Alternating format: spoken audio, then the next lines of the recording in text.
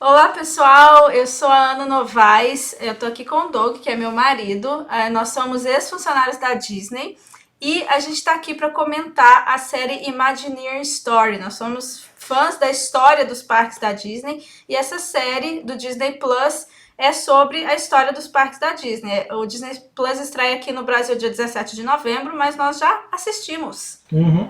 Porque assim, o Disney Plus, ele pegou algumas séries e vai fazer a estreia antes, né? E agora hoje, dia 11, passou no NetGeo. Então a gente acabou de assistir no canal da TV a cabo, né? Do No NetGeo. National Geographic. National Geographic. E aí a ideia é assim, tudo fresquinho na memória, acabamos de assistir no Brasil, queremos falar a respeito. Isso. Aí a gente vai comentar, são 6 episódios no total, a gente assistiu o primeiro, a gente vai comentar agora, esse vídeo a gente vai comentar o primeiro episódio, e aí depois, para cada episódio que sair, a gente vai fazer um vídeo comentando o episódio. Então, para quem é fã de história Então dos a parques, nossa série aqui vai ter 6 episódios também. a nossa série vai ter 6 episódios, sempre complementando a série lá do Disney Plus. Legal. Então vamos começar. Imagineering Story, né? Essa série ela foi... Pra quem não conhece, é isso aí o que passou o primeiro capítulo hoje, e aí vai estar tudo disponível no Disney Plus. Exatamente. O Imagineering Story é uma série que conta a história do Walt Disney Imagineering. E aí eu já vou explicar aqui só para o que é, o que são os Imagineers? É o departamento da Disney que trabalha na construção dos parques temáticos. E esse primeiro episódio fala um pouquinho de como isso tudo começou. Essa série foi produzida pela Leslie Iwerks, que ela é neta do Ub Iwerks. Eu não sei se eu estou pronunciando o sobrenome dela direto, mas o Ub Iwerks era um... Depois eu pergunto pra ela. Ela é neta do Ub Iwerks, que era um super parceiro do Walt Disney, foi o principal parceiro do Walt Disney lá no início, desde o início, quando o Walt Disney quebrou, o Ub Iwerks estava junto com o Walt Disney, o Ub desenhou o Mickey Mouse, então foi um super animador da Disney, um dos melhores amigos lá do Walt Disney.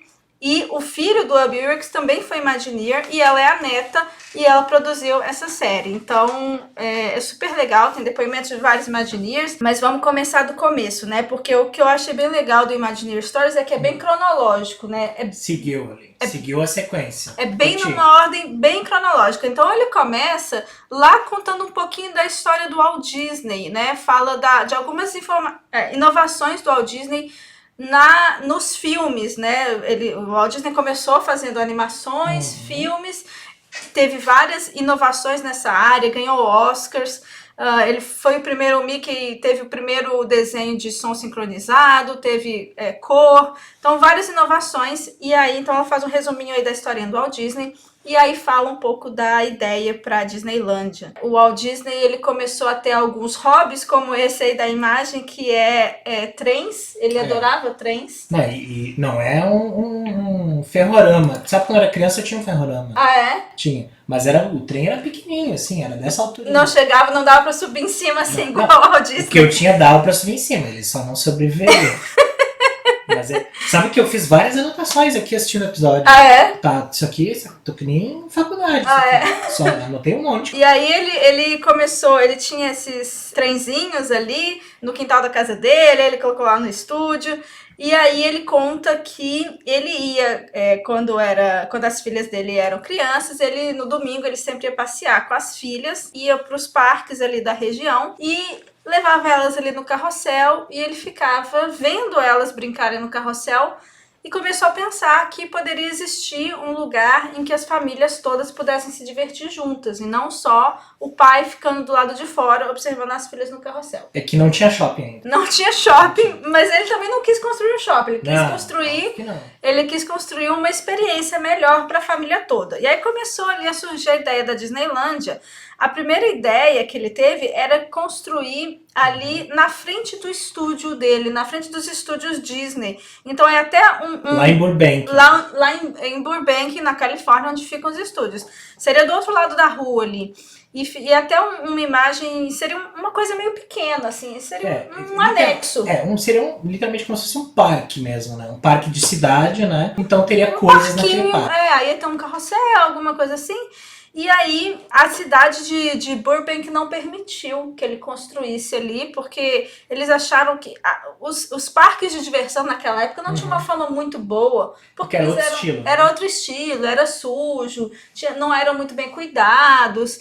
Então a cidade lá não quis que trouxessem essa vibe ali pra região. É que o Walt Disney queria construir um negócio pra ser diferente do que tinha. Justamente. Só que, claro, como era só uma ideia, eles não tinham como vislumbrar o que estava na cabeça do Walt Disney, né? Claro, e aí o departamento da cidade ele não entendeu, não permitiu, então o Walt Disney foi buscar outro lugar para fazer a Disneylândia. E aí ele achou o lugar lá em Anaheim, e aí ele começou a chamar alguns animadores do estúdio, e assim fundou a WED Enterprises. O WED é das iniciais do Walt Disney, que é Walter Elias Disney. Então, assim, ele já tinha o Disney Studios. Já tinha. Com o Roy, o irmão dele, né? Faziam os filmes, os desenhos animados e tudo mais. Já tinham muito sucesso e tudo.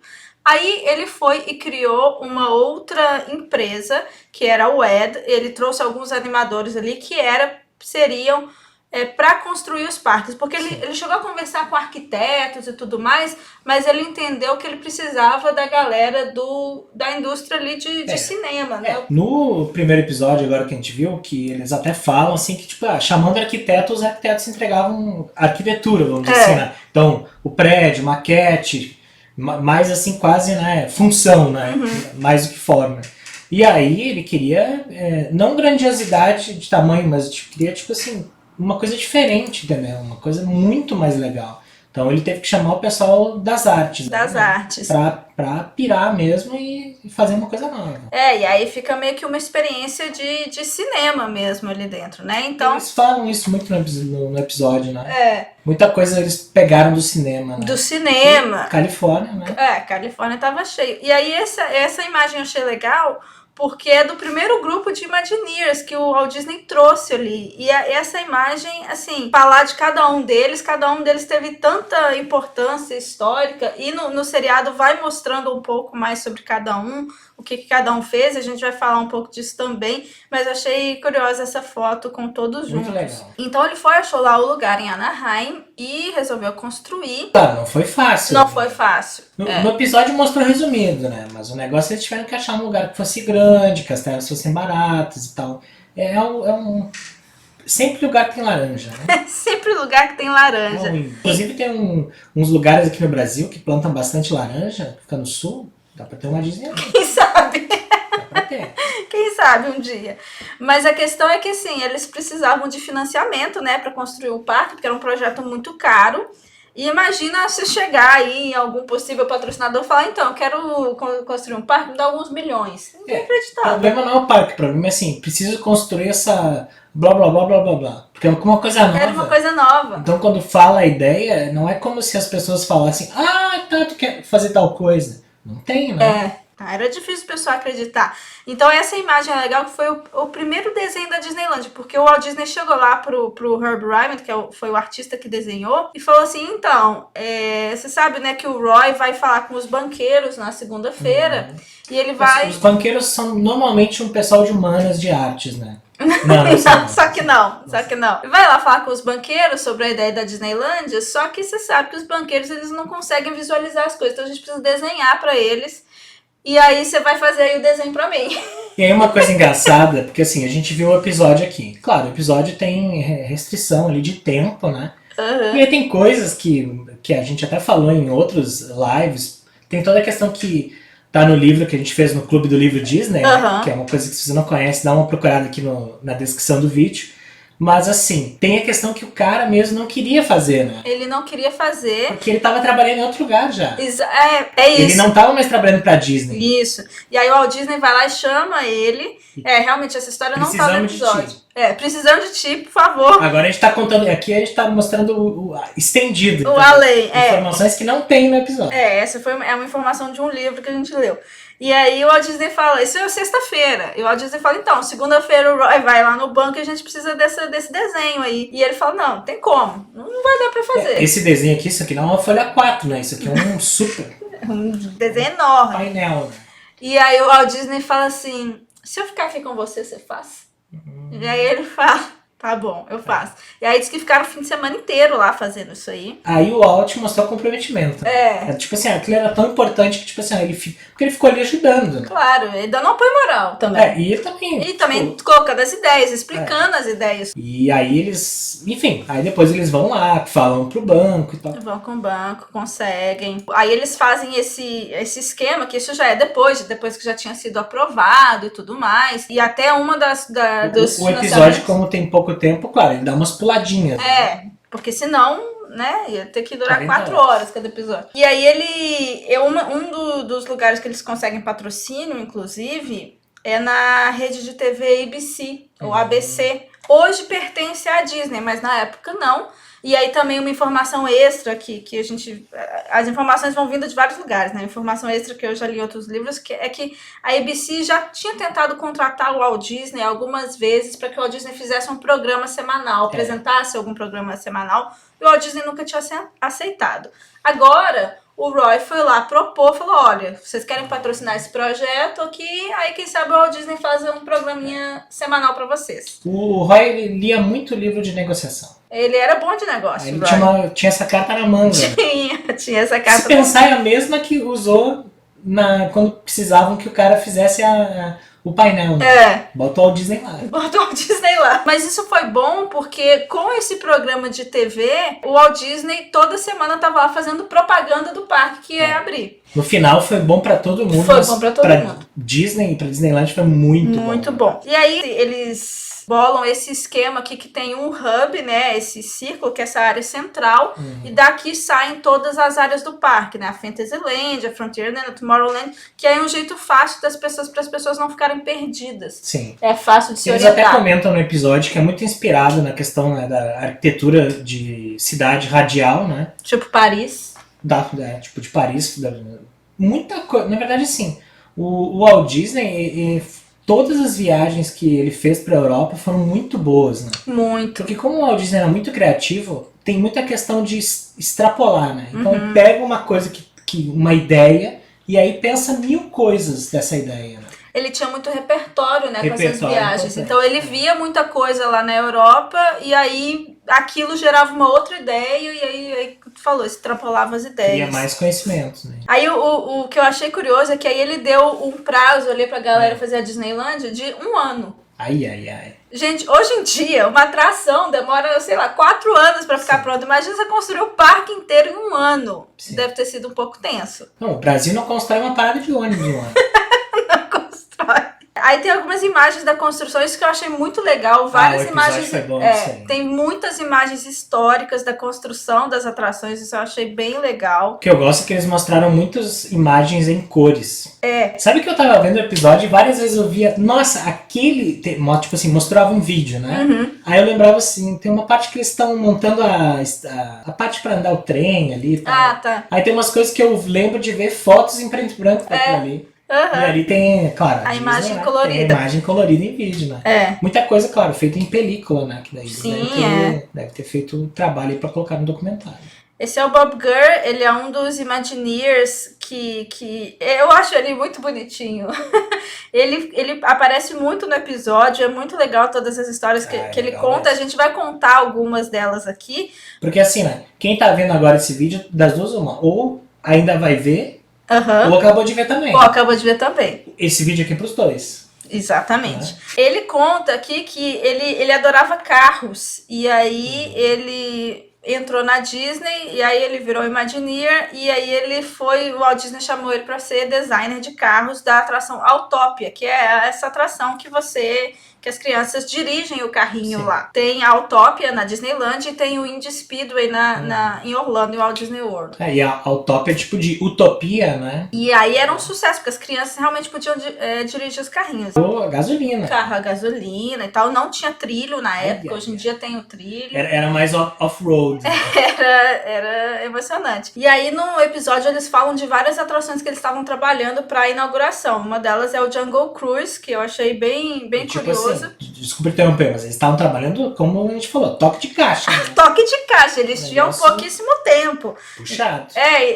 Eles até falam, os Imagineers falam que na época era assim, era o caos. Tava todo mundo trabalhando em alguma Canteiro coisa. de obra, né? Todo mundo fazendo tudo de uma vez. Eles falaram que o Walt Disney ia lá olhar no domingo, né?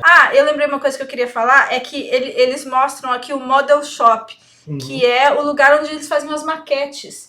Que eu acho muito legal. Eu acho que se eu fosse trabalhar em Imagineer, em algum momento eu ia querer trabalhar lá no Model Shop. Olha aqui a maquetezinha da Disneyland, do parque. Aí tem aqui a maquetezinha do Jungle Cruise. E aí eles começam a falar do Jungle Cruise, né? Olha que bonitinha. Sim, isso é maquete mesmo, não é Lego, hein? Não, é maquete mesmo. Eu adoro aqueles conjuntos de Lego. E aí o Jungle Cruise era um passeio de barco. E aí essa história curiosa que eles... eu anotei isso aí, mas fala aí.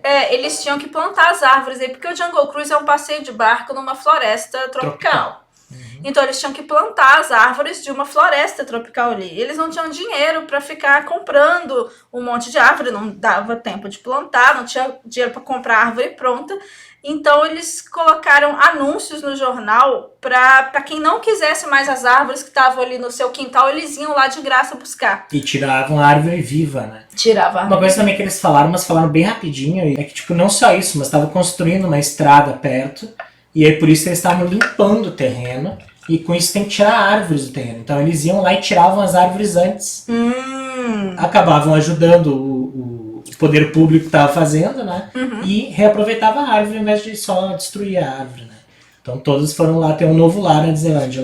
Legal, né? Legal. Eu achei muito engraçada a história, muito criativa a história de colocar um anúncio no jornal pedindo para as pessoas. Eu achei interessante a ideia. Aqui aí mostram eles trabalhando nos animais que apareciam no Jungle Cruise, que são animatrônicos. E o Jungle Cruise é uma atração que está lá até hoje, né? Então é um clássico, é um dos clássicos da Disney. Tá lá até hoje, teve dedo direto do Walt Disney, né? Ele gostava muito de animais. Eu anotei aqui a preocupação do Walt Disney que eles falaram também. Eu ia falar isso agora. Tem a parte, ele chegou a falar do valor, não? Sim, né? Que tipo, o Walt Disney tava preocupado porque eles já tinham... A cara dele de preocupação. Tá preocupado? Tá preocupado. Já tinham gasto metade do dinheiro que eles tinham pra gastar ali, né? E ele achava que não tinha nenhuma atração ainda digna do que ele queria, né? Não tava nada pronto, né? É que mesmo não estando pronto, ele já tava meio que vendo, ele tava preocupado já. Tava preocupado? É que assim, o Walt Disney ele projetava as coisas na cabeça dele, então do tipo, as coisas estavam sempre atrasadas. Sim, entendeu? falam na cabeça dele tá pronto. Aí ele chega lá, não tá pronto. Daí, como assim? Né? E o tempo tá correndo, Até anotei aqui que, ele já tinha vendido a casa dele em Palm Springs. E inclusive retirado antecipadamente, né, um valor de seguro de vida, umas coisas que dá para fazer lá nos Estados Unidos, né? Tu tira antes o prêmio do seguro de vida e recebe bem menos, mas tudo era uma maneira dele tentar, ou seja, ele tava realmente botando tudo que ele tinha para conseguir mais dinheiro. Disneyland. E uma coisa que até o Martin Sklar falou nesse episódio que é interessante é que assim, ó, a Disney não era uma empresa gigantesca na época. Não é que nem hoje, né? Não é que nem hoje, né? Era uma empresa grande, ok, de sucesso, mas assim, não era tão grande assim. Então, assim, se a Disneylândia desse errado, poderia ser o fim da empresa, claro. Né? É que na época as grandes empresas eram aquela coisa tipo Ford, né? Sim, IBM também já estava muito boa mesmo antes, já estava muito grande mesmo antes da entrada dos computadores. GE, então, gigantesca. Né? Incrível. A Disney era um estúdio de Hollywood, meramente. Um de vários. Um de vários estúdios, então não era nem o maior estúdio. Então, realmente era uma empresa que estava se aventurando. Era um risco muito grande. Coitado, essa cara de preocupação dele me dá uma peninha, dá vontade de falar assim, vai dar tudo certo, Walt Disney. Segura aí que vai dar certo. Mas enfim, construção a vapor lá, todo vapor. E aí, finalmente, inaugura. Eu achei essa foto muito interessante porque aqui, ó, tá a entrada da Disneyland e logo que estão os carros. Hoje em dia é bem diferente lá. Sim, literalmente alguém estacionou ali, atravessou a rua, tava na fila, andou mais 50 metros, passava a catraca. Que horas que será que esse carro chegou aqui, hein? Pra estar aqui bem na boca. Boa pergunta. Boa pergunta. Mas hoje em dia, pra quem não conhece a Disneylandia, só pra explicar, hoje em dia tem 2 parques lá. Então tem a Disneylandia, aí tem um Plaza aqui, e aqui onde era todo esse estacionamento aberto, virou outro parque. E o estacionamento lá, aí virou garagens fechadas. Então eles tiraram todo esse estacionamento aberto e transformaram em parque. Então é muito engraçado ver isso aqui, ver essas pessoas aqui, o carro bem na frente. Uma coisa que eu anotei que eu achei curioso, né, que nem ele falou ali que no dia da abertura, né, eles já tinham gasto 16 milhões de dólares e que tinha sido o triplo do orçamento. Eu acho que foi 17 milhões. Eu falei o quê? 16. Não, tá escrito aqui 17, eu falei 16? Falou. Corrijo, 17. Mas enfim, 17 milhões e o triplo do orçado. Legal. Legal do tipo assim, Legal, sabe? que bom que conseguiram, É. né? Conseguiram, mas assim, o primeiro dia foi meio desastroso. Foi um pouquinho, né? Eles mostram ali um pouco do que foi, porque foram vários motivos. No episódio mostra várias coisas e várias outras histórias a gente pode ler em livros e tal, mas toca aí que eles vão ver. E aí, assim, né, a Tava Disneylândia cheio, né? lotado, inaugurou em julho, então era verão. Tiveram alguns probleminhas ali do asfalto não secar a tempo, Sim. então... Não, e nessa época não tinha antena de celular, por isso que ninguém foi com celular. Mas estavam transmitindo ao vivo a inauguração. E Pela aí, TV. Pela TV. E a transmissão foi meio confusa também, deu pouquinho. erro na transmissão. Olha como tava cheio, calor e também. calor. Aí tem aqui o que eu anotei, a questão assim, como eles estavam muito na correria, uma das coisas que teve greves. Teve né? greve dos plumbers, tipo os encanadores, né? Sim, a questão dos sindicatos é bem forte lá, É. porque, tipo assim, ou às vezes não tem sindicato e quando tem eles são bem fortes. A questão dos encanadores deu alguns problemas de prazo, De prazo. porque às vezes não é assim, eles estavam trabalhando todo vapor, aí tem que dizer assim, vocês querem hora extra?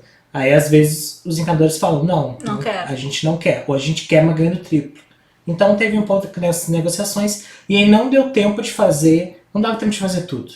E aí tiveram que escolher entre fazer os banheiros, o encanamento dos banheiros, eles funcionarem, ou ter os bebedores pelos parques. Aí, claro, que escolheram os banheiros. Né? Obviamente, né? E aí, o que aconteceu? Vários bebedores não estavam funcionando. É. E aí, até, acho que é o Martin que fala ali, né, que conta a história, ele já fala assim, as pessoas ficaram falando como se, não, a Disney quer que todo mundo tome Coca-Cola. Porque tinham patrocinadores, né? Então a Coca-Cola era um dos patrocinadores, estava vendendo Coca-Cola no parque. Mas saiba que no dia de abertura tinha Coca-Cola e Pepsi. Dava pra escolher. Coca Zero não tinha ainda. Eu acho que não, Coca Zero não tinha. E aí ficou como não tinha os bebedores funcionando por conta dessa greve, ficou essa má impressão às vezes, como se estivessem forçando a galera a comprar Coca-Cola, mas não foi bem isso. E aí, logo depois, nos jornais saíram algumas críticas negativas, falando que foi uma confusão. Mas aí, logo depois... A imprensa foi bem crítica. A imprensa foi super crítica. Esse é uma imagem interessante que é do convite. Para esse dia da inauguração, as pessoas foram convidadas. Só que aí, estima-se que o dobro ou o triplo de pessoas apareceram lá com ingressos falsificados. E aí teve todo esse problema também por causa da quantidade muito acima do esperado de pessoas. Tu vai falar do Utopia aí? Vou, mas fala. Não, conta a tua história. Tá, essa história é legal. É muito engraçada. Porque o Bob Gurr, que é aquele Imagineer que desenhou os carros, ele conta a história que tinha tanta gente, tava tão confuso, que as crianças, elas nem esperavam na fila, elas simplesmente corriam pra lá, pulavam a cerquinha ali e entravam nos carros e era isso aí. Estavam assim, tomando os carros. As crianças elas não sabiam o que estava acontecendo, elas só viam um negócio gigantesco com os carrinhos lá. Só o pessoal dirigindo, podendo dirigir. Eles viam um monte de as crianças dirigindo. E eles pensam assim, nossa, eu vou poder dirigir um carro. É. E aí, claro, ao invés de ir lá na fila, algumas pularam. Imagina, a criança viu um carrinho vazio lá e pensa, eu vou chegar lá. Eu falei até, isso aí é a versão dos anos 50 de GTA. GTA é um videogame, quem conhece o jogo sabe como é que é, o pessoal pega os carros. Tipo, ele fala commandeer, que é pegar o carro. E, sério, engraçado, né? Bem coisa da época, os carros não ter trilho, né? Não, tinha trilho. Poder andar pra lá e pra cá e tal. Quase como bate-bate ali. Só que, claro, não tinha um lugar grande, era uma pista, né? Então, uma pista. Tem até imagem de uma criança batendo assim tentando ir pra trás. Tentando ir pra trás. Aí bate no canteiro, aí tem os cast members ali, os funcionários tentando, ajudando a criança a sair. É que as crianças não sabiam fazer baliza ainda. Não sabia. Hoje em dia, só pra esclarecer também, essa atração existe lá, mas tem um trilho embaixo da atração. O carro não consegue sair. O carro não consegue sair da direção, Mas na época não tinha. Bate no trilho, né? Então ele só pode ir... Ele tem uma folguinha, mas ele tem que seguir aquele caminho. Essa imagem aqui eu peguei eu achei muito legal do Walt Disney pegando o lixo ali. Porque uma das coisas que ele falava muito é que o parque tinha que ser muito limpo. Muito limpo. E até hoje, a gente trabalhou na Disney, tem a questão da limpeza. Todo mundo é responsável pela limpeza. Todo funcionário que passa por um papelzinho no chão recolhe o papelzinho. Recolhe. E isso tanto no parque como nos bastidores do parque também. Exatamente. Aqui a gente já vê a lixeira... Sabe uma coisa, contando história de funcionário, ex-funcionário, né? O Magic Kingdom ali tem os túneis, né? E aí, claro, mesmo no túnel, tu tá andando, tem um lixo no chão, tu vai lá, pega o lixo, põe, todo mundo faz isso, né? Sabe uma coisa que eu achei engraçada, que é o que ninguém pegava? Um dia eu tava indo trabalhar no túnel, aí eu passo assim, tem tipo um negócio amassado no chão, é tipo uma nota, sei lá, de $1, $5 e tal. E aí como é tipo assim, um dinheiro, só que não é um lixo, entendeu? Claro, é o E aí, dinheiro que alguém perdeu. não é teu, aí então ninguém pega. Eu lembro de ir trabalhar, tal dinheiro, sair, tal dinheiro. Bem legal, olha. Daí, ali que eu via, tipo, aquelas coisas que tu vê, assim, diferença de valores de sociedade, assim. Aqui eu quis mostrar a lixeira, essa lixeira é icônica. Eu adoro essa lixeira. E eu li, eu não... Tem que confirmar a informação, mas eu li que o Walt Disney teria inventado essa lixeira com tampa. Que na verdade... O que ele falou é, a lixeira tem que ser de um jeito que tu não consiga ver o lixo. Tu não consiga ver o lixo. E que aí onde eu li, diz que ele não quis patentear a ideia, mas que ele teria inventado essa ideia da lixeira com tampa. A minha casa nunca vai estar completa enquanto eu não tiver uma lixeira igual a essa em casa. Deus do céu. Ah, mas agora tu tem a foto do Day One, a foto, né? Aí aqui aparecem essas lixeiras aqui sem tampa. Mas eu acho que podem ter sido lixeiras extras. Que eles colocaram, porque tinha muita gente no parque e talvez eles colocaram para tentar manter o parque mais limpo. Então a gente viu essa imagem aqui de lixeira sem tampa. Waste. Então parecia uma lixeira bem padrão. Só uma curiosidade aqui, porque a gente gosta das lixeiras. Quando eu tiver uma lixeira dessa, eu tenho que escolher onde vai ficar a lixeira, né? Então, vou escolher em casa. Enfim, a Disneylândia, então, inaugurou, né? Legal. Depois do primeiro dia, que foi meio caótico, eles arrumaram tudo que tinha pra arrumar. Depois de 2 meses, já tava passando o primeiro 1 milhão de... Já tinham passado 1 milhão de visitantes lá em 2 meses. Eu tenho 2 pontos pra falar que eu vi no episódio que eu achei curioso, né? Uma é... Dia 1, já tinha aqueles, tipo assim, os posters na entrada. Então é uma coisa que é bem do começo da Disneylandia, tava lá já. E outra coisa é que é uma curiosidade, mas quando a gente olha esses documentários, que nem foi esse episódio que a gente viu, dá pra ver a diferença nos personagens, né? Sim. A diferença do visual dos personagens, que com o tempo vai evoluindo, vamos dizer assim, né? E aí vai ficando cada vez melhor a aparência dos personagens. E claro, hoje em dia a gente acredita que é o melhor, mas sempre melhor. Talvez daqui a uns 20 anos a gente vai achar também que alguns personagens eram diferentes. Assim. O personagem do desenho animado muda também. Claro. E aí os personagens do parque, a ideia é ser o personagem do desenho animado. Então ele vai evoluindo também. Mas claro, mudaram materiais, né? Pra fazer a roupinha dos personagens. Tá? Os personagens experimentam a roupa... Estão sempre experimentando e eles gostam ou não gostam. Isso. E a Disneylandia inaugurou com algumas atrações, mas tinham várias outras ainda para inaugurar, né? Eles já iam pensando nas próximas. Então, foi ali que o Walt Disney falou, né? A mídia perguntou sobre novas atrações e foi ali que ele falou que a Disneylandia, enquanto houver imaginação no mundo, a Disneylandia nunca vai estar completa, né? Nunca vai ter sido completada, finalizada. Então essa é uma frase muito clássica que a gente sempre gosta de lembrar. Toda vez que a Disney traz uma coisa nova, muda, tira uma atração, reforma para colocar uma coisa nova, a gente sempre lembra que o Walt Disney mesmo falou isso lá no início, logo que a Disneylandia inaugurou. Nunca vai estar terminado, claro. Né?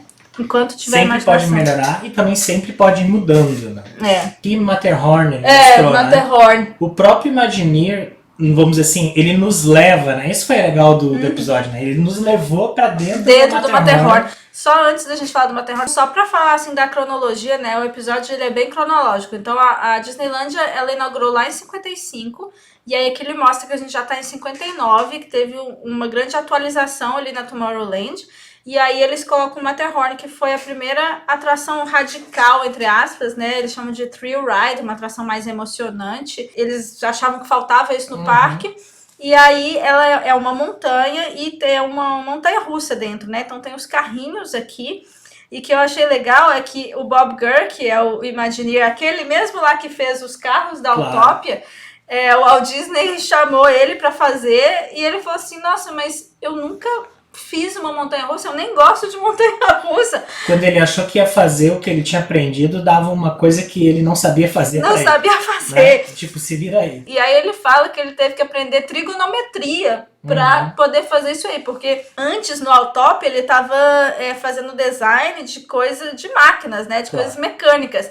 Aqui no Matterhorn era física, então ele teve que aprender, e isso eu acho o máximo, né, como é que o Walt Disney, ele percebe os talentos assim, dá um empurrãozinho, umas coisas que, isso em várias outras situações foi falado nesse episódio, coisas que o próprio Imagineer, ele nem se achava capaz. O Walt Disney falava, não, vai lá e faz, você consegue, o cara vai lá e faz. E aí, o Bob Gurr, ele entra dentro do Matterhorn nos dias atuais, né, em 2019. Ele realmente nos levou lá, foi legal o episódio. E aí tem um mito, né, de que teria uma quadra de basquete lá dentro do Matterhorn. E aí ele explica esse mito, mais ou menos mito, porque na verdade não foi feita uma quadra de basquete lá, o que tinha esse espaço aqui que servia como espaço para os funcionários ficavam ali nos momentos de intervalo e tal, e aí não demorou muito para alguém, os americanos adoram basquete, não demorou muito para alguém colocar uma cesta ali, e aí realmente, então tem a cesta, não chega a ser uma quadra de basquete, mas tem a cesta e eles ficam brincando ali. É muito parecido como eles têm tipo, do lado da garagem, sabe, que mostram nos filmes americanos, assim, com aquela espacinho. Aí sempre tem o pai com o filho jogando basquete ali. Não, e assim, o legal, nas imagens que dá pra ver que mostra no episódio, é tipo a coisa de tu, né? Tu conseguir ver o madeiramento do negócio. A estrutura é metálica, né? Mas daí tem a finalização em madeira. Então eu achei bem legal essa curiosidade dele realmente levar a gente, porque essas imagens são muito raras, a gente não tem acesso a isso. Então isso eu achei legal. Ter imagens de bastidores desse tipo. Outra grande adição aqui nessa época foi o monorail, que também o Bob Gurr desenhou. Esse tiozinho aqui, o Bob Gurr, o cara é fera.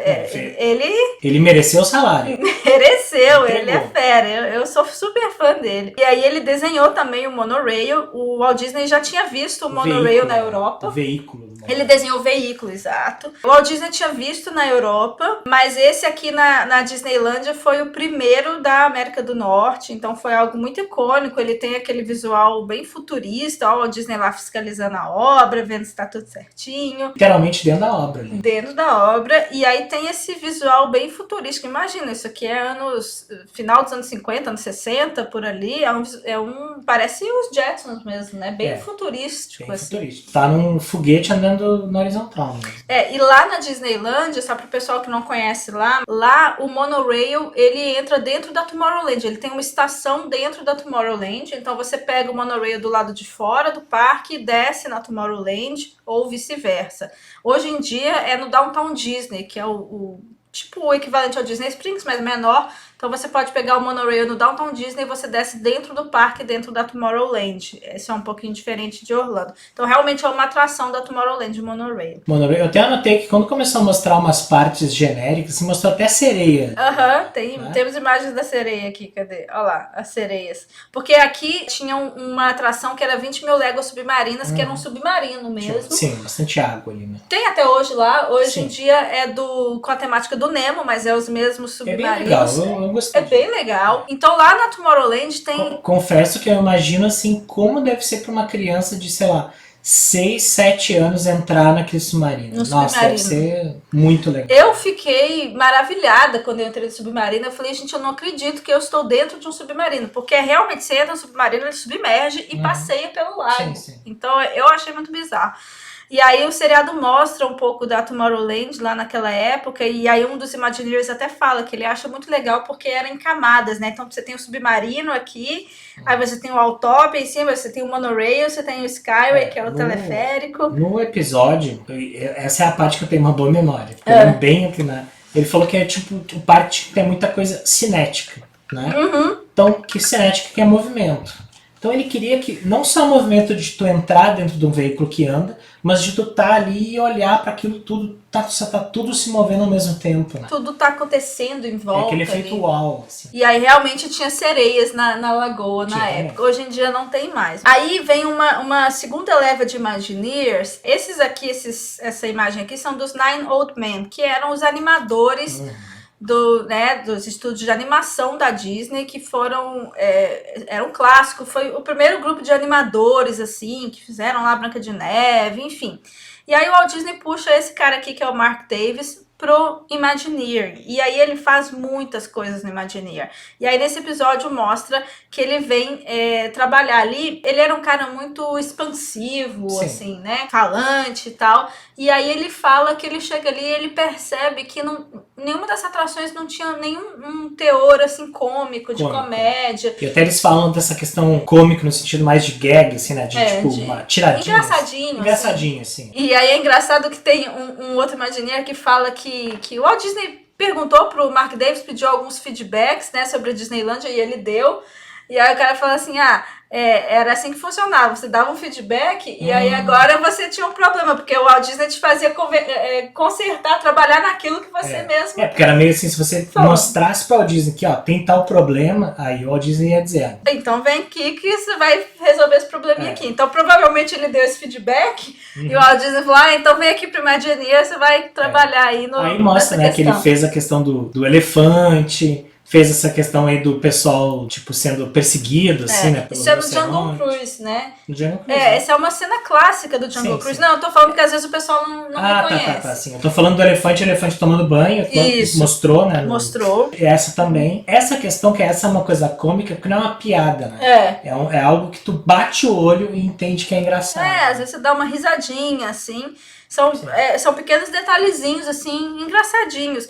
E eu achei curioso isso, porque eu não sabia que o Jungle Cruise, quando inaugurou, não tinha essa pegada cômica. E hoje em dia, até os skippers do Jungle Cruise, que são os condutores ali do barco, os funcionários são os condutores, eles têm eles vão narrando o passeio pelo rio, ali pelas florestas. Que é algo que tem dezenas de páginas. Exato, é um script, né? E todo esse script é com piadinhas, é engraçado. Eles têm piadas que são intercambiáveis, né? Exato. Então, no mesmo local, tu faz a atração, né?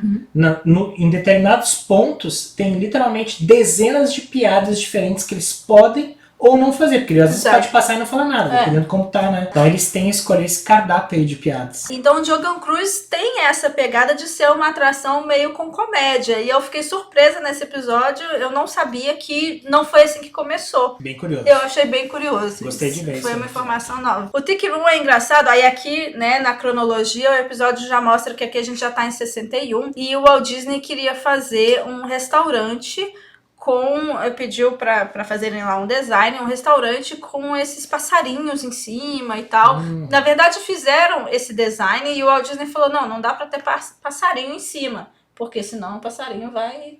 É que um monte de pássaros num lugar confinado, né, ia ficar... Não tem jornal que chegue. Não tem jornal que chegue. Você tá comendo ali, pode acontecer um acidente. E aí falaram pro Walt Disney, e por que não uns pássaros eletrônicos, assim, os passarinhos animatrônicos? Aí falaram a palavra mágica, né? Falou que quer botar animatrônico, o Walt Disney já devia dizer, bota aí. Bota aí, porque isso aqui a gente tem que lembrar que é antes da Feira Mundial. Isso ainda não tinha os animatrônicos, não tinha o Lincoln, que depois a gente já vai chegar nesse assunto, mas foram os primeiros. Aí eles começaram realmente a trabalhar nesses pássaros que emitiam sons, que eram animatrônicos mesmo. Mostra imagens dos supercomputadores lá para sair os sons. E lembrando, por que eu digo assim que o Walt Disney gostou, né? O áudio animatrônico é uma coisa que foi, vamos dizer assim, desenvolvida pela Disney, né? Porque tem áudio junto com o bichinho mexendo, Só que, vamos dizer assim, automatons, ou seja, máquinas que se mexem no formato de animais ou de pessoas e tal, é algo que foi inventado na Europa em 1600, 1700 pelos relojoeiros. E nas viagens para a Europa, o Walt Disney conheceu esses autômatos, né? Então é uma ideia que ele gostava muito, entendeu? E é uma coisa que com o tempo, então, ele cria a evolução disso, que são os áudio animatrônicos. É uma daquelas coisas que ele fica com aquilo na cabeça e pensa assim, nossa, dá pra fazer isso e dá pra fazer melhor. E aí então surgem os passarinhos do Tiki Room, né? E tem essa imagem que eu acho muito legal, que é realmente uma maquininha. E a atração do Tiki Room tá lá até hoje, tem tanto no Magic Kingdom, na Walt Disney World, quanto lá na Disneylândia. Não, no fim das contas não virou um restaurante, virou só uma atração, mas foi uma atração completamente diferente. Sim. Porque é um show que você senta e os passarinhos conversam e cantam e tem a musiquinha. E aí, falando da música, entra aqui os Sherman Brothers. E aparece esse Sherman aqui, que é o que tá vivo, falando. E os Sherman Brothers, eles eram já parceiros da Disney, eles fizeram várias composições para Disney, por exemplo, várias das músicas do filme Mary Poppins foram eles que compuseram. Então, o Walt Disney chamou e falou, olha, eu vou fazer um show de uns passarinhos cantando, eu preciso que vocês façam uma música pro show. Simples, é isso. No episódio mostra que eles vão lá e olham os passarinhos se mexendo e pensam, tá, legal, e daí, né? E daí, tipo, não. E daí? E aí o Walt Disney falou assim, então, e daí que agora você tem que escrever uma música aí pra gente... E aí, no caso deles, eles faziam tudo. Eles escreviam a letra e o arranjo e a música e a tudo. melodia, compunham a letra, tudo. Difícil? Difícil. E as músicas deles, depois, em várias outras atrações, foram eles que fizeram. Os movimentos dos passarinhos tem a música e tem o que o passarinho tem que fazer, né? A programação disso, que hoje em dia seria num computador, na época era numa fita. Literalmente numa fita de áudio, que daí tinha uma máquina que interpretava os sons daquela fita. Complexo. E aí fazia... Não, bem complexo, quanto a tecnologia tá... É que nem diz, tecnologia do barro fofo, entendeu? Não é nem da pedra lascada. Difícil fazer.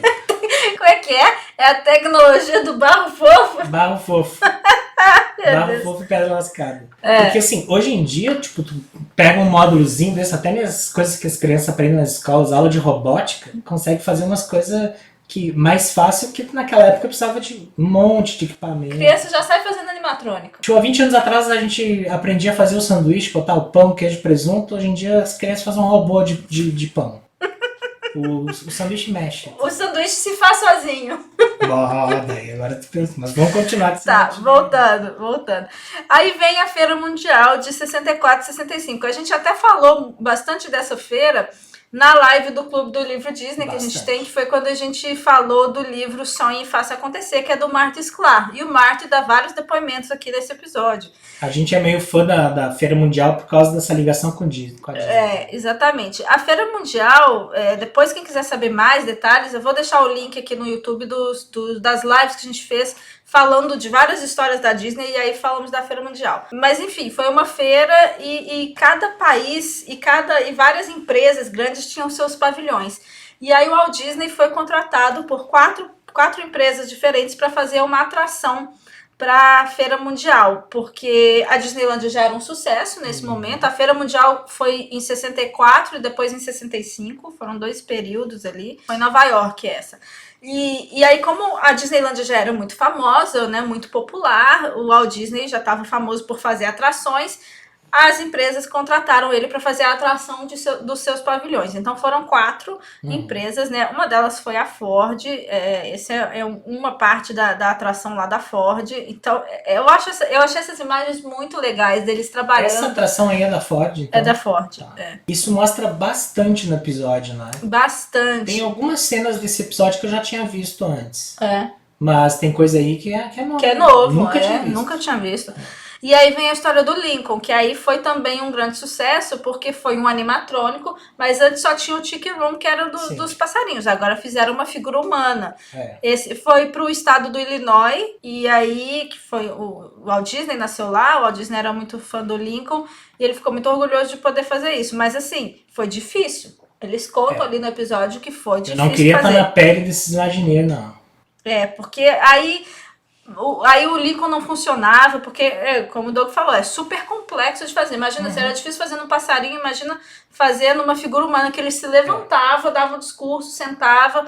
Aí uma história também que não tá no episódio, mas tá no livro do Marty, é que parece que pouco antes da feira estrear, ia ter uma apresentação para algumas pessoas, um preview.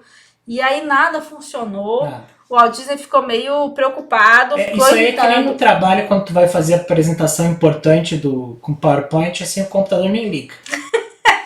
E tu não tem backup nenhum. Então, assim, foi um momento de estresse aqui pro Walt Disney, esse Lincoln, mas no fim deu tudo certo. E o Lincoln essa atração que é Great Moments with Mr. Lincoln, existe até hoje lá na Disneylândia. Na Walt Disney World tem uma um pouco diferente, que é Hall of Presidents, que aí tem os animatrônicos de todos os presidentes americanos. É um spin-off, digamos assim. E aí outra atração que teve para a feira de 64 também foi pro pavilhão da General Electric, que foi o Carrossel do Progresso, o famoso Carrossel do Progresso. Que a gente adora. Que a gente adora porque a gente tem uma conexão emocional. Nós dois trabalhamos lá no Carrossel do Progresso, a gente adorava trabalhar lá. E aí também tem animatrônicos, né? O Carrossel do Progresso é um show com várias cenas e o teatro gira. Então cada vez que o teatro gira, você tem uma cena nova. E aí foi aquela coisa que eles aprenderam com o Tiki Room, foi que, nossa, tem como fazer algo, né? Que muita gente consegue assistir, ou seja, tu tem um show a cada tantos minutos, e aí tantos shows por dia, vezes a quantidade de lugares para sentar que tem, nossa, daí consegue milhares de pessoas. E aí, assim, eles viram que deu certo o Tiki Room, e aí eles evoluíram por 1000, né? Porque de passarinho para todo um show com uma família. Humanoide, né? E voltando só ao Lincoln também, é engraçado que eles falam ali no episódio que o Lincoln ficou tão real, ninguém estava acostumado com o animatronic, né? Não. Que as pessoas achavam que era um ator no palco, né? O pessoal não acreditava que era um mostra boneco. ali, né, que era tipo na época os cinemas também deviam ser daquele jeito horizontal, assim. Então tem gente que tava na primeira fila ali, tava vendo, e tem gente que tava mais no meio, né? Isso. Aí com certeza deviam assim, mas não é uma pessoa e tal. E mesmo para quem entendia que era um animatrônico, né, é muito real. Pra época ali, nunca ninguém tinha visto nada daquilo, é muito parecido. E essa imagem também deles trabalhando essa lá. é uma imagem clássica que tem um monte de documentário da Disney. Essa imagem deles trabalhando lá fazendo. Não só isso, a gente tem conexão com algumas dessas imagens que mostrou, porque aparecia na tela da atração do Carrossel do Progresso. Quando você fica na fila, tem umas TVs ali. Depois que acabou a feira, essas atrações, o Carrossel do Progresso pelo menos foi pra Disneylândia e depois ele foi pra Walt Disney World.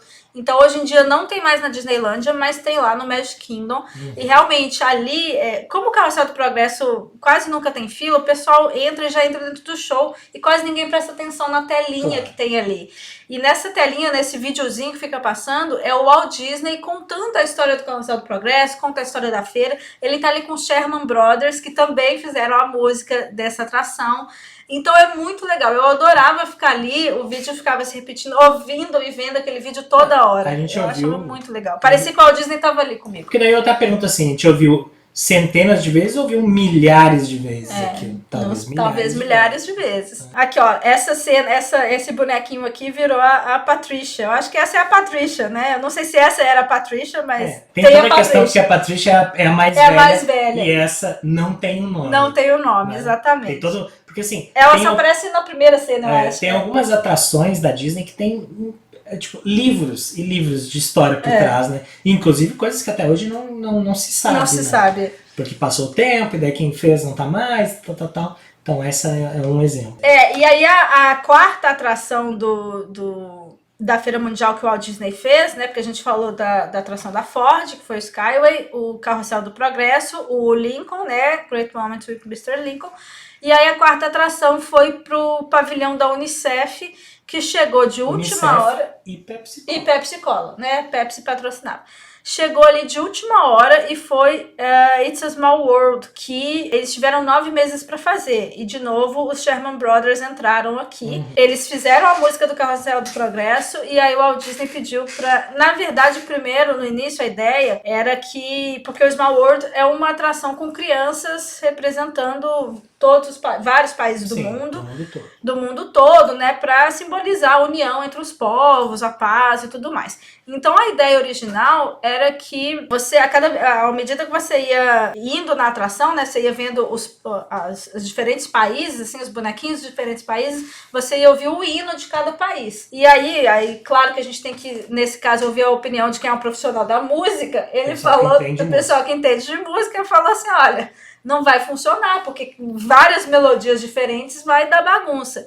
O Walt Disney falou, então você precisa me criar uma música aí que seja simples, que seja fácil de traduzir para várias línguas. Então eles criaram a música do It's a Small World, que é muito conhecida. Ele até brinca ali, o Richard, né? Ele brinca assim, a gente criou essa música e as pessoas até hoje ou nos amam ou nos odeiam por causa dela. Não, eu amo, tá? Eu vou dizer também. que eu gosto. É chicletinha, mas assim, eu adoro. É repetitivo? Mas é legal. É legal. Aqui os bonequinhos do It's a Small World. Aí tem uma outra Imagineer, que é a Alice Davis, que é a esposa do Mark. É o Mark Davis. Do Mark, né? O Mark. Tá. O Mark Davis, que é aquele que veio colocar uma pitada de comédia.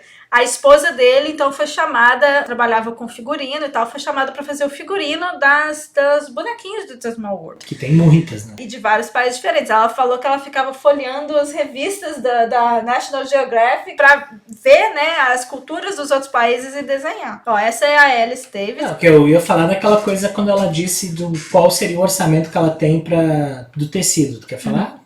Ela pergunta, o Walt Disney, quando convida ela para fazer esses figurinos, ela pergunta para ele qual que é o orçamento que ela teria para fazer. Quanto eu posso gastar? E aí ele falou assim, não, você não é para se preocupar com isso, você tem que fazer as roupas que as mulheres do ano 1 até, que tenha de 1 a 100 anos queiram usar. E eu tenho um prédio inteiro ali de pessoas que são pagas para resolver essa questão de dinheiro. Então eles vão arrumar o dinheiro, você só se preocupa em fazer a roupa. Aí a parte da liderança do Walt Disney, né? Ele quer que aquela pessoa faça o melhor possível que precisa fazer. Porque o negócio dela é fazer roupa, então ela tem que fazer o melhor. Exatamente, a melhor de todos, o melhor que ela puder fazer. E aí aqui com a Alice Davis tá a Mary Blair, naquela foto dos Imagineers originais, ela tá também, ela trabalhou na animação, né, ela tem uma pegada de cores, assim, diferente, porque ela juntava cores que na época não era muito comum, né, de paleta de cores e tal. Mostrou bastante isso mesmo. E ó, essa é uma imagem que de um dos designs dela, tem até a bandeirinha do Brasil aqui. A bandeira do Brasil. A bandeira do Brasil. Aqui. Tá de cabeça para baixo, eu acho, essa bandeira do Brasil. Aqui também fala um pouco da fachada do It's a Small World, que lá na Disneylândia é sensacional, maravilhosa. Bem bonita na Disneylândia. Bem bonita. Esse cara aqui que é o Imagineer, o Rolly Crump, ele fez o design da fachada e a Mary Blair fez as cores da fachada, né? Fez a parte visual. Nessa parte é muito engraçado, porque eu acho que, claro, eles já deviam estar no milésimo design, milésima maquete. E aí ele conta, né, que tipo assim, o Walt Disney chegou ali e perguntou, tá, qual que é a desculpa hoje? Porque talvez sempre que o Walt Disney tava lá, ele dizia assim, ainda precisamos fazer isso. Tá faltando tal coisa. Tá. Porque ele falou assim, não tem desculpa. Então vai lá construir o negócio. E aí essa é a fachada, então, com... É grande, né? É grande, com o projeto desse cara e o visual da Mary Blair. Aí eles falam também a história do relógio, né? Do relógio que o Walt Disney sugeriu. Ali quando a gente tava assistindo o episódio, até na hora eu virei pra Ana e falei assim, eles até não falam, eles falam a questão de, o Walt Disney fala, bota um relógio, e aí depois eles botam... Na verdade, ali eles estão fazendo igual um relógio... Europeu. Né? Europeu, aquela coisa, tipo, não um relógio de cuco, que sai o cuco, mas que sai, né, os bonequinhos, assim como tem, tipo, tem um em Praga, tem em todas as cidades europeias, é bem mais uma coisa do repertório do Walt Disney, que ele traz uma ideia e coloca numa coisa bem diferente. Né? E essa fachada do Small World, ela tá até hoje lá na Disneyland, ela é assim... E é lindo, porque na época de Natal fica tudo iluminado, eles fazem projeções hoje em dia lá, então eu amo o It's a Small World, eu gosto muito da atração, mas especialmente da Disneylândia, primeiro porque teve o dedo do Walt Disney e segundo porque teve essa fachada maravilhosa. Então, uma das coisas que eles falam também é que o Disney fez as 4 atrações para a Feira Mundial, foi pago pelas empresas, né, e ele testou, né, novas tecnologias, né, dos animatrônicos e tudo, e depois ele pôde levar essas atrações todas para Disneylândia, então foi uma maneira muito esperta do Walt Disney. Boa jogada de mestre. E aí a gente vem depois pro Piratas do Caribe, a gente também tá na cronologia aqui, isso aqui já é um pouco mais para frente. E aí o Walt Disney coloca lá o Mark Davis, que é o cara ali da comédia, com o Claude Coates, que era um cara, ele era mais especialista em desenhar background, assim, o fundo, entendeu? Ele desenhava os cenários e o Mark Davis fazia os personagens e tal. Sim. Então tem muitas imagens. É bem assim, é o que tá no fundo, que é o background, que é o foreground. Foreground tá na frente. Tá na frente. Sabe que isso é um conceito bem usado, claro, talvez em animação e tal, inclusive em jogos, assim, né? Sabe quando tá jogando Super Mario ou Sonic? O Sonic tá no foreground, tá aqui, né? E aí aquele E o cenário lá background. atrás. É. E tal. E aí dizem que foi uma parceria muito óbvio que foi de sucesso, porque a gente conhece a atração, porque os dois se complementavam, né? Sim. E eles, os dois repetiram a parceria depois na Haunted Mansion. Ah, é? Eu acho que, como eles estão seguindo a cronologia, Talvez eu vai acho que falar. eles vão falar no próximo episódio, porque a Haunted Vamos ver. Mansion foi logo depois que o Walt Disney morreu. Mas enfim, aqui, por enquanto, a gente tá no Piratas do Caribe. Essa parte mostrou o Martin andando ali no cenário. Andando dentro do cenário. Isso achei como é muito que é, legal. vamos dizer assim, privilégio de Imagineer. É, assim, né? Uma coisa, claro, mesmo o pessoal que trabalha ali, Os né, cast members, né? não anda em todos os lugares. É, né? não. E às vezes é muito assim, só nos treinamentos ou em algum momento especial, antes de abrir e tal. E aí eu achei curiosa. Essa parte foi muito Essa curiosa. parte que os piratas todos saindo numa caminhonete do armazém lá pra ir pra Disneylandia. Imagina você tá andando na rua assim, do celular, tem Tá uma vendo? caminhonete cheia de pirata. E na época ninguém sabia o que era isso. Claro, ninguém sabia o que era, 60 e poucos. Tô vendo minhas anotações aqui, uma coisa que eu esqueci de falar do Small World, foi meio que uma descoberta muito grande pra Disney, é que uma atração ali de barco, eles conseguiam colocar muita gente por hora. Então, assim, as atrações que até então, normalmente, o máximo que eles conseguiam colocar era 1.500 a 1.600 pessoas por hora. Ali no Small World, no barquinho, eles conseguiam colocar 3.000 pessoas por hora. Então, isso foi uma grande descoberta para eles. Isso aí lembro de um professor que eu tenho que era engenheiro de produção, ele falava muito que o VAC, velocidade de atravessamento contínuo. O que importa não a velocidade, mas quantos produtos ou pessoas estão passando por hora. Por hora. E assim, aumentando a capacidade, eles conseguem, né, diminuir as filas e tudo mais. E aí eu acho que também, não à toa, fazem o Piratas do Caribe, que é uma atração de barco. Também já considerando isso que eles aprenderam lá na Feira Mundial. Esse aí é o cara que foi fazer o quê? Foi fazer o script. Fazer o script, o ex-atêncio. É engraçado porque ele trabalhava também lá na animação, e aí o Walt Disney chega pra ele e fala assim, então, a gente vai ter essa atração aqui de pirata, Pois é. eu preciso que você faça o script. E ele assim, como assim? Eu nunca fiz um script de uma atração, eu não sei como é que... faz aí. Imagina, nessa hora, esse papo do Walt Disney devia ser o começo de uma insônia do Imagineering. O cara tá lá quieto, desenhando o ursinho Pooh. Tá numa boa. Entendeu? Aprendeu, quando fez faculdade de desenho, Faculdade de artes. Ursinho Pooh. Faculdade de Ursinho Pooh, mas tipo assim, aprendeu tudo, sabe desenhar, já desenhou 40 mil vezes o Ursinho Pooh, e aí quando chega tem que fazer um script, escrever, aí é difícil. É difícil, mas o cara foi lá e fez. Foi lá e fez. E ficou um sucesso, né? E aí é legal que eles falam que ele ficou muito preocupado de que a narração, o script ficou muito grande, ficou maior do que o tempo da atração, então ele estava preocupado.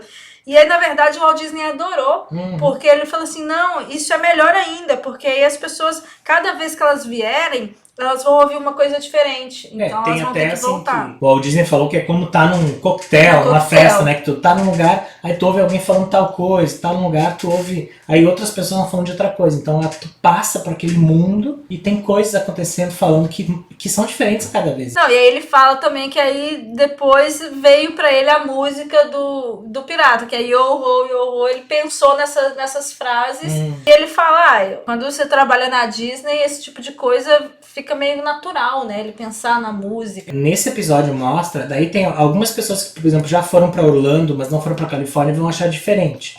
É que a atração, principalmente o início dela, é bem diferente na Piratas do Caribe da Califórnia, né? Disneylândia. É um pouco maior. No começo mais tem longa. um pouco mais devagar. Mais devagar. Eles falam no episódio isso, antecipação e tal. Porque aí a gente já tá chegando ali em 66 e o Walt Disney começa a querer extrapolar mais ainda. Construiu o parque foi um sucesso, ele quer extrapolar. Não falam ali, mas é o parque no leste, né? Parque no leste, porque na nos Estados costa Unidos, leste. o mapa, tipo assim, o lado oeste, que seria olhando o mapa, olhando pro lado esquerdo, tem muita população, onde tá a Califórnia e tal. No meio dos Estados Unidos não tem muita... A população é bem mais escassa. Muito espalhado. Espaço, muito espaço, poucas cidades. Muita assim. coisa rural. E aí, no leste, que é o lado direito, que é onde os Estados Unidos foi colonizado no começo, né? Onde tem Nova York e tal. Aí tem muita gente também. É o outro polo populacional. São as duas pontas, então né? tinha essa coisa na cabeça do pessoal da Disney, tipo, um dia tem que ter uma Disneylândia do leste. É. Isso a gente leu, tem vários livros. E a Feira Mundial foi um bom teste. Então foi uma maneira do pessoal ali da costa leste conhecer as atrações do Walt Disney e foi um teste para ele. Ele viu que as atrações foram muito populares com a costa leste também. E tinha uma pegada que, embora exista hoje, ainda falam que são muito diferentes as pessoas na Califórnia, na costa leste do Nova York e tal. Naquela época também se tinha o pensamento, será que gostam das mesmas coisas? Exatamente. Será que o público vai gostar? Então vezes a Feira Mundial já foi realmente o teste. E aí o Walt Disney já muito esperto, então ele falou, bom, vamos começar a expandir isso aí. Só que ele queria extrapolar, como sempre, ele pensou ele já começou a procurar as terras lá na costa leste. Conseguiram terras baratas na Flórida, plantação de laranja também. Claro, a laranja aí, né? Começaram a comprar, olha lá o Walt Disney. Aí foi criado o Projeto X. Projeto X, que depois virou Projeto Flórida. Quando foi divulgado, que era a Flórida. Só que a ideia original do Walt Disney teria um parque aqui também no norte da propriedade ali que eles estavam comprando. E também uma das coisas, não fala no episódio, mas que a gente sabe, né, por causa da história aqui, uma coisa que incomodava muito o Walt Disney é que a Disneylândia foi construída ali, fez um sucesso, e aí em volta começou a aparecer um monte de pequenos negócios, que não são hotéis, restaurantes e tal, com um visual diferente da Disneylândia. E às vezes até uma qualidade não tão boa. Uma qualidade que não era do padrão que o Walt Disney gostava. Então, o entorno da Disneylândia incomodava um pouco ele. Tem aquelas histórias antigas também, do tipo, que o casal que via o trânsito lá de cima. Tava saindo rápido do parque da Disneylândia. Ou seja, o lado ruim do mundo lá fora entrava um pouquinho. Entrava um pouco. Né? E eles queriam um universo onde, tipo assim, mais Disney. Assim. Ele não tinha espaço para expandir também. Também tem muita coisa. Espaço. Nada é um fator só. E aí ele começou a procurar por mais espaço. Então lá na Flórida, quando ele foi comprar o terreno lá, eles compraram um terreno gigantesco, do tamanho da cidade de São Francisco, né? Ou então, se você pega Manhattan, em Nova York, é o dobro de Manhattan. Cabe 2 Manhattans dentro do terreno da Walt Disney World na Flórida. E Manhattan é grande. Manhattan é grande. Então eles começaram a comprar. No episódio pincelaram só é só o comecinho. Isso é um mundo de informação. É um monte de informação, porque na verdade eles estão indo bem cronológico. Então eles estão contando a parte que o Walt Disney, quando estava vivo, o que ele estava fazendo. Então ele começou a comprar as terras, aí mostra alguns projetos. Então aqui teria um parque temático sim no norte da propriedade, com alguns hotéis temáticos do lado. Mas, na verdade, o que ele iria fazer também era aqui no meio, seria o principal, seria a comunidade modelo, né? A comunidade do futuro. Seria cidade, né? a cidade do futuro. Esse mapa aí tem várias coisas aí, né? Tem o parque, tem o Epcot, tem outras coisas externas ainda.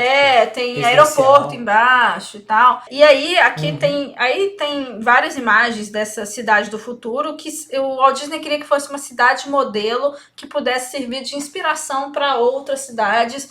E aí teriam várias coisas inovadoras, várias novidades. Né? De coisas novas, de novidades, de soluções. De soluções, exatamente. Porque coisa que o próprio Walt Disney mesmo, quando ele apresentou, tinha aquelas coisas do Epcot como comunidade, como cidade, a questão de tipo assim, em cima as pessoas andariam, seriam as casas, aí teria um subterrâneo, né? Aqui, aí, onde andam os carros, aí um segundo nível subterrâneo onde anda os serviço, caminhões, né? Que é caminhões, coisas de serviço. Porque incrível, né? ele tem esse sistema de transporte aqui, que é o Edway, que tem na Disneylândia, enfim, que ele queria colocar nessa comunidade, e o monorail também. Então, as pessoas físicas, elas iam andar aqui, o monorail ia ser o transporte maior, e o Edway ia ser um transporte mais curto aqui. Então, o pessoal iria usar esse transporte. Mas, claro, aí o carro viria embaixo. E as pessoas morariam, trabalhariam ali, é uma cidade. Posso só fazer um parênteses aqui? É engraçado, né? Porque antes o Walt Disney estava metido só com animação e filme, né? Aí ele, uma hora, quis fazer um parquinho na frente do estúdio. Que daí depois ele acabou fazendo a Disneylândia. Aí quando ele foi fazer o próximo coisa, ele já queria fazer não só uma cidade, mas em volta da cidade ia ter mais um parque, ter mais isso. É tanto assim que continuando, extrapolando, né? Se o Walt Disney tivesse continuado entre nós, assim, o próximo passo seria comprar uma ilha no Caribe e fazer a Disney Island, né? E o quarto passo seria ter, tipo, o planeta Disney. Eu ia falar, o foguete. É o Depois foguete. ia ser o foguete. É. Quem seria Elon Musk perto do Walt Disney? Já teria. Estaria lá na Lua. Elon Musk seria estagiário de Walt Disney. Estaria em Marte. Porque realmente ele ia extrapolando tudo, assim. E ele saía fazendo. Não é como se ele tivesse uma ideia doida de um parque e tivesse dado errado. Não, Sim, o parque, tipo assim, revolucionou a indústria de parque. Porque mostra no episódio também que a indústria de parque. Concorrentes, né? Que antes da Disneyland a indústria de parque estava indo mal. Mal. E aí o Walt Disney revoluciona com essa ideia de parque temático, né? Que ali, você tá dentro da história. O que tava andando mal são os parques de diversões. Parques de diversões. Que é aquela coisa mais assim, que tem a roda gigante, o barco Viking e tal. Esses que no Brasil, sabe esses parques que são itinerantes aqui no Brasil, que fica com medo? Tipo o Parque da Praia, ali que tem no verão. Aqueles que tu vai assim... Na verdade, sabe o que eu mais lembro desses parquinhos do Brasil, assim? O barulho do tipo metal no metal, assim, sabe? Tá mexendo o negócio... Eu não tenho coragem de ir de jeito nenhum nesses Quando eu era criança eu ia porque eu não tinha aprendido o discernimento. As consequências do negócio. Então, aí tava indo mal. E aí o Walt Disney revolucionou. E aí começaram a surgir vários concorrentes, né? Veio o Six Flags, veio o Busch Gardens, veio o Universal, veio o SeaWorld. Eles até mostram imagens ali de coisas bem parecidas, né? Outros parques com um elefante de fibra de vidro, tipo do Jungle Cruise. Coisas com piratas. Com bondinhos, como tinha na Disneylândia. Mas enfim, mas eles separam e mostram assim que tinha os concorrentes regionais que eram pequenos, mas também tinham grandes concorrentes, assim como o Universal e tal, que aí davam uma outra experiência. A Universal fez uma experiência um pouco diferente, né? De visitar os estúdios. Eu diria que ali no documentário eles foram bem gentleman, né? Então eles levantaram um pouco assim pra mostrar que tem é interessante comentar que eu deveria ter comentado no começo do episódio, mas não comentei. Esse documentário não é feito pela Disney. Não, é pela Disney. Então, a produtora, a Leslie Lyric, apesar dela ter uma conexão com a Disney, o pai dela foi Imagineer, o avô foi o cara que desenhou o Walt Disney.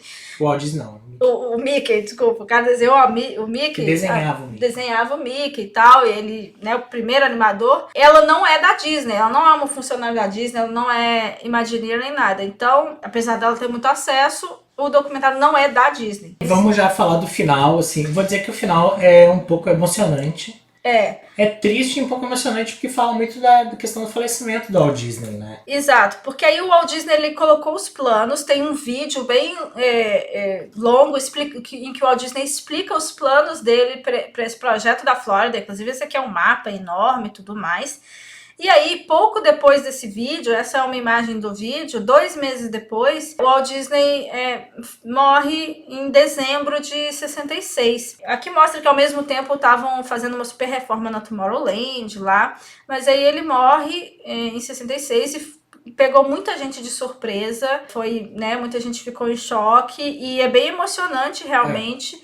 Porque os Imagineers que trabalhavam junto com ele conviveram ali, contam como que foi. E assim, é triste, dá vontade de chorar. Dá pra sentir a perda deles ali, né? E também até tem uma imagem que eles colocam do apresentador de TV mostrando como uma perda pra humanidade. Pra humanidade, recapitula um pouco ali, né? O que o Walt Disney trouxe. Então, vou dizer que acabou um pouco emocionado. O Roy Disney, que é o irmão do Walt, que é sócio dele, né, em tudo, dizem que o Walt Disney implorou pro Roy que o Roy continuasse com todos os planos, todos os projetos. Todos os projetos que estavam em execução e principalmente com o Projeto Flórida, que o Roy desse andamento. E aí o episódio acaba, então esse episódio foi contando toda a história do Walt Disney, desde a Disneylândia até o momento em que ele morre. E aí eu imagino que nos próximos episódios vai dar sequência, a sequência cronológica aí. E aí já vem o Walt Disney World, né? São 6 episódios, né? Esse foi um de 6. E aí hoje passou agora aqui no NetGeo. E aí, claro, entrando o Disney Plus vai estar todos lá pra gente assistir daí. E aí a gente vai assistir e fazer o review. Fazer o review. Então em breve vão ter aqui os vídeos, todos os reviews aqui no YouTube. E aí eu queria, só antes de terminar, saber aqui nos comentários, coloca aqui pra gente o que você achou desse review, desse formato, se você já tinha assistido Imagineering Story ou não, se você vai assistir, enfim, sugestões, dicas pra gente saber e pra gente fazer os próximos episódios, e a gente espera vocês aqui pros próximos. Bota a gente maior aqui. Vamos botar a gente maior? Então, gostei de fazer esse formato, né? Que a gente assiste o episódio e já faz o vídeo. Então, acho que a gente pode fazer outro. Acho que vamos fazer os outros. Não, os outros com certeza. Desse. Eu tô dizendo, inclusive, de outros. De outras coisas. Conta aí pra gente nos comentários o que você acha, se você gostaria ou não. E se por acaso você ainda não é inscrito aqui no nosso canal do YouTube, se inscreve aí, ativa o sininho pra ter mais vídeos como esse, ficar sabendo, né, quando a gente liberar mais vídeos como esses. E aí eu queria também, assim, vocês assistiram agora, gostaram também das informações extras? Teve alguma informação extra que você não sabia? Comenta aqui também nos comentários, coloca aí, pra gente saber. Porque assim, se várias pessoas trouxerem, estão gostando. Estão gostando. E às vezes assim, quero mais, coloca, quero mais também. A gente vai pesquisar mais ainda. Tem coisas. Aí as informações que a gente colocou hoje, a gente já sabe de cabeça. Assim. Mas, tipo, assina o Clube do Livro também. Tem aqui E assinar, eu digo, é gratuito. É gratuito, É só se inscrever. É só se inscrever seu e-mail ali pra você ficar sabendo dos livros que a gente vai fazer review e tal. E vou colocar aqui também na descrição o link dos reviews que a gente já fez do Clube do Livro. Boa. Então, pra quem gosta dessa parte de curiosidades, de histórias, é interessante ele assistir, porque é sempre algum livro relacionado à Disney que a gente comenta, a gente lê e depois comenta. Então em breve mais vídeos aí com o review do Imagineering Story. Até mais. Tchau, pessoal.